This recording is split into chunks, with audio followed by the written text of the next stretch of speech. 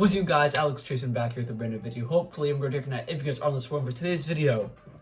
There are some super surprising players this NBA season so far. I'm going to be going through my top 6 most surprising players in the NBA season so far. The season's still completely young. These guys could end up staying on this track, keep averaging as many points as they are, keep doing all the defensive plays they are doing, or they might fall down and go back down to earth. We'll see here. Some of these guys are guys we've never heard of. Some of them are guys that we knew were going to grow, but we didn't know it was going to happen right when they came into their sophomore, junior year in the season. Let's get started with this video. First, with Brandon Ingram. Brandon Ingram, man, he is surprising everybody. He's really turning into that star that everybody wanted him to turn into in LA alongside with LeBron and Kyle Kuzma, now Anthony Davis. But obviously they traded Brandon Ingram, Josh Hart, and Lonzo Ball for the beast himself, Anthony Davis. But he's really turning into a star here. Sadly, he did get injured last night. I don't think it's anything severe where he's going to be out for weeks or months. He got hit in the head, maybe a concussion, a couple of weeks. But anyways, on the season, he's averaging 24 points a game. He's shooting 50% from 3, 7.5 rebounds, 4.5 assists, almost 1 steal, and at 1.5 blocks a game. That's all-star level numbers right there, and the shooting percentage is through the roof. Like I just said, 50% from the 3 and shooting 52% overall. That is superstar numbers right there. Let's go through all his games. His first game, 22 points, then 25 points, 35 points, 27 points, 25 points again, and then 7 points last night because he did get hurt, only played 13 minutes. So that game honestly doesn't really count. He is playing so efficiently. His shooting percentages are through the roof. If he stays on this track, be in the 50, 40, 90 club. That's like the elite of the elite. We got the LeBron Jameses, Kevin Durant, and Stephen Curry's. He is playing absolutely amazing. I got no complaints. The only complaint I do have is that the Pelicans kind of suck right now. They're sitting at like 2-4, 1-5, some terrible record. But hopefully Brandon Ingram could stay on this track and really turn into that superstar that we believed he could be coming out of college. Next, we have Kendrick Nunn. And Kendrick Nunn, man, he has been the story of the season so far. Undrafted, technically rookie last year, he played with the Santa Cruz Warriors, the Warriors G League affiliation team. And he came into the league. The Warriors must be crying right now because the Warriors absolutely suck. Kendrick Nunn gets picked up or signed by the Miami Heat this offseason. No one expected him to do much. Maybe there's a role player, bench player off the bench, maybe play about 5-10 minutes a game. But nope, he is starting now for the Miami Heat. He is averaging 23 points a game, shooting 52% from the field, almost 50% from 3, 2.5 rebounds a game, 2.5 assists, almost 2 steals a game, and not a block. He's pretty small. He's like 6'3", 6'4". He's a shooting guard, man.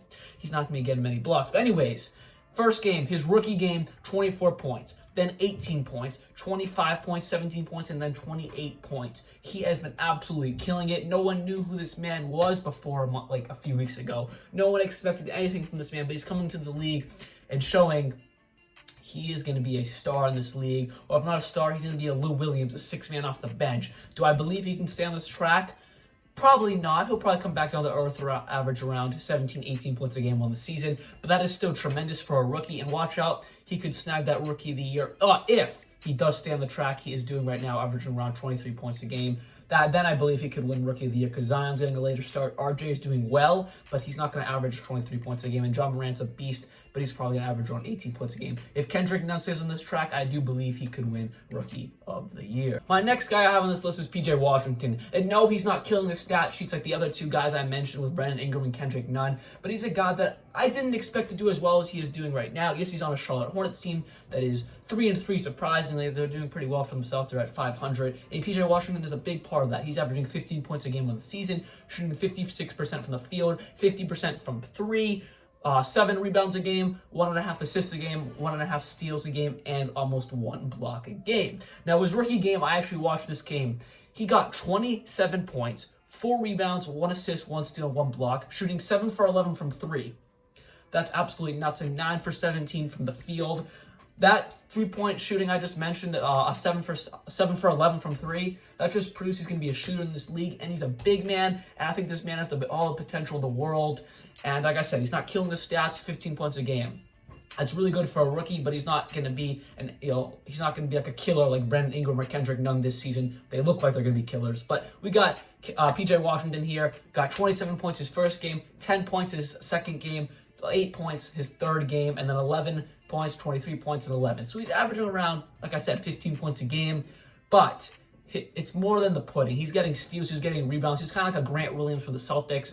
He's an all-purpose player who can score, defend, he can shoot. He's doing everything very well. I got no complaints for PJ Washington. Next, we have my guy, Jayson Tatum. Now you're saying we all knew he was going to blossom this year. Kyrie's gone. It's his third year in the league. We expected this to happen. Yes, I did it. We all did expect this to happen. But the fact that it's happening, it's just really surprising to me because I didn't think he'd blow up. I didn't think he would take a big step from 16 points a game all the way to 22 points a game right now. I thought it would be middle of the season. He'd really start catching his legs and just start getting to that mold of the all-star talent we all know he can be. But he's doing it already, coming into the season super strong, averaging 22 points a game, 40% from the field, almost 50% from 3, 8 rebounds a game, 2.5 assists a game, 1.5 steals a game, and 1 block a game. Defense, killer. Offense, killer. He got that game-winning shot against the Knicks. Freaking boom, in your mouth. Gay JT for the win. Taco J, let's go. Taco J's a beast. He's going to be an all-star this season. Mark it down. He will be an all-star this season. I'm telling you right now, Jayson Tatum will be an all-star.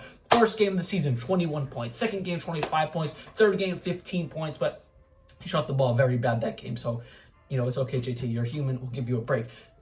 Fourth game, 25 points. And then against the Knicks, when he got that game-winning shot, 24 points, 6 rebounds, 3 assists, 1 steal, and 0 blocks. But it's okay, Tatum, bro. You killed it. You are 4 for 8 from 3. That's 50%, and 9 for 17 from the field. I can't do the math that fast, but I know 4 is half 8, so I said 50%. Anyways, Jayson Tatum, you were killing it. Keep going. The Celtics are going to win the NBA Finals this year. I'm absolutely kidding. They're not going to, but they're a really fun team to watch. Though that's my team right there, the Boston Celtics. Next, we got Andre Drummond on the Detroit Pistons, and he's a veteran. He's the oldest on this list. The other guys are like either rookies or sophomore or juniors in the league.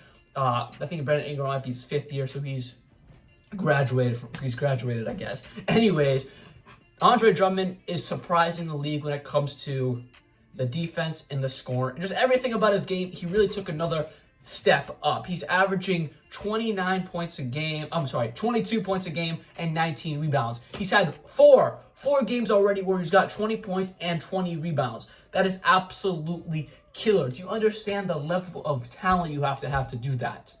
People underestimate this man as a center. If he keeps this up all season, I think he could be an MVP. Oh, there goes my mic.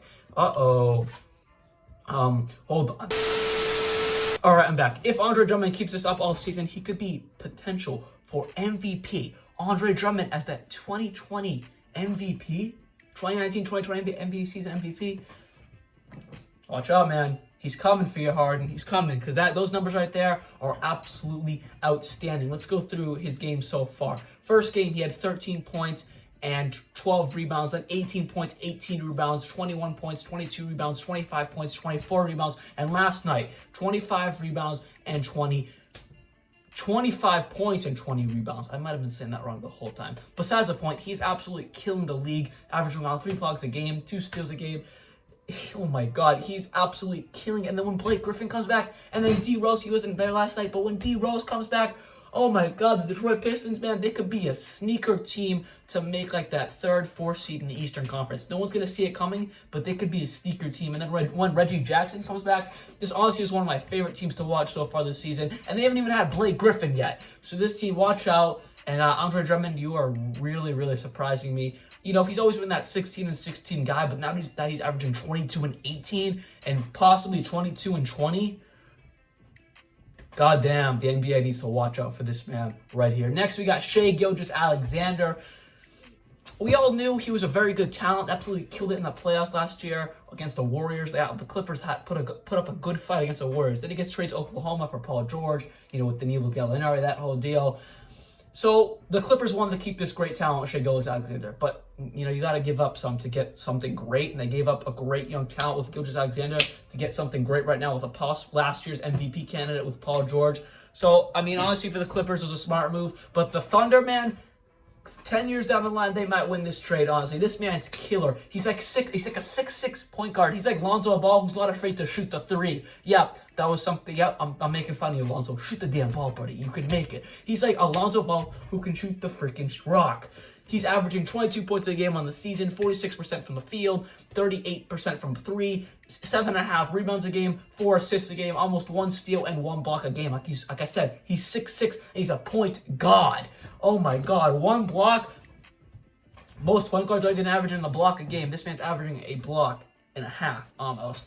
And then for his rookie game, not his rookie game, his first game, 26 points. Second game, 28 points. Then 19 points, 22 points, 13 points, and then 23 points. But that's not even it. You're saying, well, he's averaging great numbers, but like, what about the rest of his stats? Let me just say, he had 2 assists, 7 assists, 9 assists, 9 assists, 8 assists, and 8 assists. He is dishing the rock, and he's playing with one of the best passers of all time with Chris Paul. The Oklahoma City Thunder are sneaker teams. We're getting that 5th, 6th seed. They might make a little playoff run based off how this man does right here. As of right now, Chris Paul is probably going to be gone by the middle of the season. He don't want to be there. The Thunder want to rebuild. Danilo Gallinari might also leave too. But I think this man Shai Gilgeous-Alexander can single-handedly, with Dennis Schroeder, Steven Adams, who might get traded as well, I think he can bring them to the playoffs. If they lose those guys, we're on the 7th, 8th seed, but if they don't, probably around the 5th, 6th seed.